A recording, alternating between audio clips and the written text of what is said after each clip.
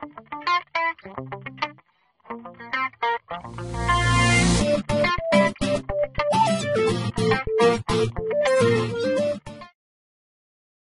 we're going to take the data that we entered in the previous session and we're going to draw a line of best fit. That's called linear regression. Once again, we will use the Stat button, but instead of Edit, we're going to calculate a line of best fit. So I will select Calculate. Notice there's different types of lines that we can draw. So usually you use the scattergram to tell you what type of line would probably fit the data the best. In our example, we're going to use a linear regression because it was a line. I could either press 4 now, or I could arrow down to 4 and push enter.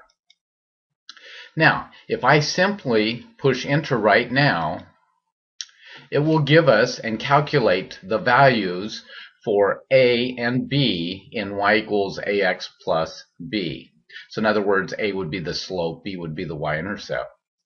Oftentimes you want that line to go into the y equals for you. I could type it in right here if I wanted, or I could have the calculator do that for me. So let me show you how to do that.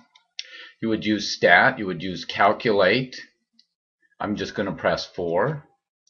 And rather than finding the information for the line right here, I'm going to tell it where I want to store that information or store the line. So I'm going to use vars, and I'm going to select y vars or y variables, and we're going to put it into a function which is the y equals. So I'm going to select that, and I could put it where the y equals is, either under the y1, y2, etc. We'll put it in the y1, so I'll push enter.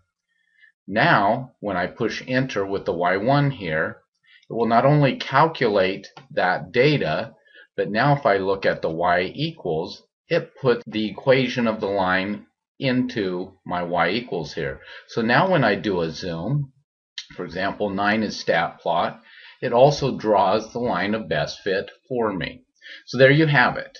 Entering data into your calculator with the stat. And then secondly, we wanted to find the line of best fit through the stat again, but it's calculate, and it was a linear regression.